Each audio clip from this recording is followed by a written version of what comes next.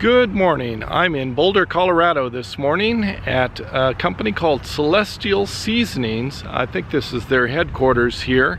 I don't know too much about this company. When I was visiting Louisville, I went on an art walk in Louisville on one of their, I think, first Fridays, and I met a lady at an art gallery there who works here, and she told me about Celestial Seasonings.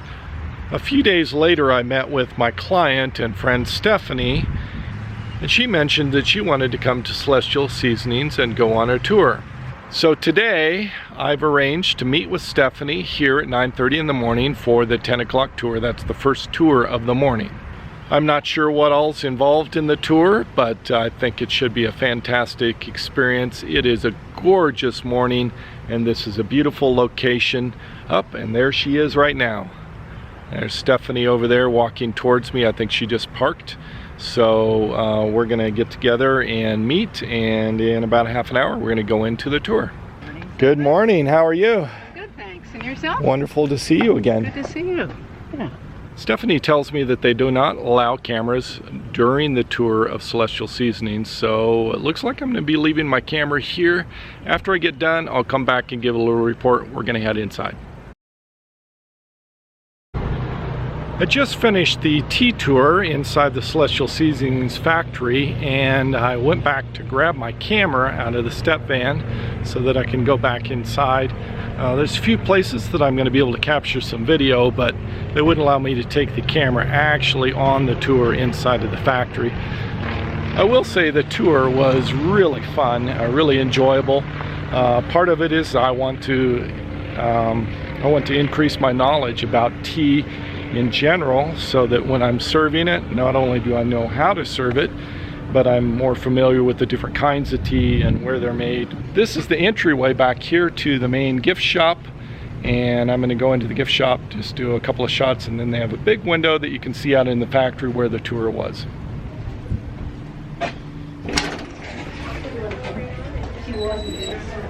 This is the gift shop here.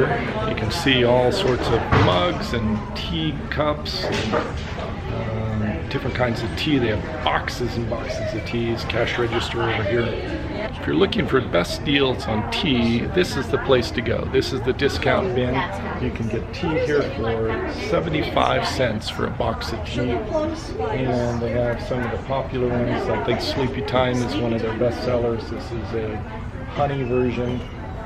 I'm finishing up here with the tour, and I'm back at my step van. The last little bit there in the gift shop, they have like this big window, and I was shooting videos in front of the window looking back into the factory area, and they came over and told me that I needed to delete the videos. Stephanie and I have decided to go get some lunch together, so I'm going to follow her over to a restaurant. I just finished having lunch with Stephanie, had a wonderful time. She's just a great person to hang out with. She's driving away over here in her blue vehicle.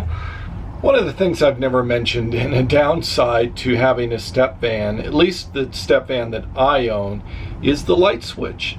The light switch that I have on here has no buzzer, no indicator if you exit the vehicle and leave your lights on, and the lights are a little bit dimmer on my step van.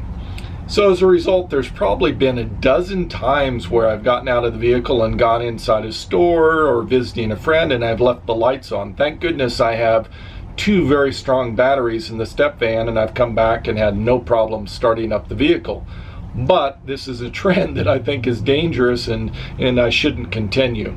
So what I've done is I've purchased some stickers, and these were delivered from Thailand. I think I paid like $2 on Amazon, and they just arrived. And so I'm going around and I'm putting stickers all over my step van in places to remind me to turn off the lights before I exit the step van. So the first one I put on is right next to the light switch, so that it reminds me to turn off the lights, and then I've got to figure out some other places to put them. I think I need one right here by the door. That's a logical spot. This is the primary door that I exit out of on the passenger side, so I'm going to stick one over here. Let's see, I'll put it right up here. And then I think I'll put one over here on the driver's side. Put it in the same location, I think. Right here. All right. I have two stickers left. Got to figure out where to put these. And I'm going to stick one more by the keys so that when I remove the keys, maybe I'll remember to turn off the lights.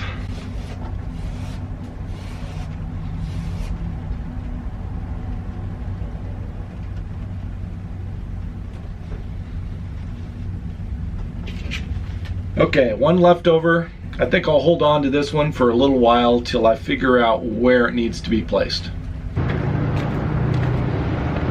I'm in Denver, Colorado today, and I've been running errands. I picked up 2 boxes here from a local parts house. Doing some work on my step van and picking up some brake pads here. And this big yellow box is the caliper. I'm going to be meeting with a mechanic, a friend of Steve's named Derek, who is a heavy-duty diesel mechanic. Apparently Derek is the go-to guy for diesel mechanic help, and he's supposed to have all the power tools, the shop, everything available to be able to lift up the front end of my step van, take a look at it, and find out what's going on with the brakes. Right now it's pulling to one side when I brake, and when I'm not braking going down the road it's pulling a little bit the opposite direction, and then at low speeds I hear a squeak. So I think all those things combined possibly might mean that there's a brake caliper that is seized up or locked or something like that. So I want to get that repaired. About 1 week out from leaving Colorado and heading back towards Portland in Oregon to visit my sister and park my step van there to fly out to Spain and Portugal for the Camino walk. So before I head out to Portland, I want to get a few repairs done on the step van, get the front end looked at. Ideally I'd like to get the killer dowel pin repair done, but I just don't know if that's going to happen, if there's enough time. I've got to talk to Derek, the mechanic, tomorrow and see how his schedule's looking at, and see if there's enough time to get that done before I actually leave the Denver area. Starting today, I'm going to be doing some house sitting for my friend Becky. So for the next week, I'm going to be taking care of her dog, watering plants, things like that. And the nice part about that is she's offered her garage to me during this time to be able to do a little bit of work and have some power tools. That's all I have for this episode. Savor the moment. See you next episode.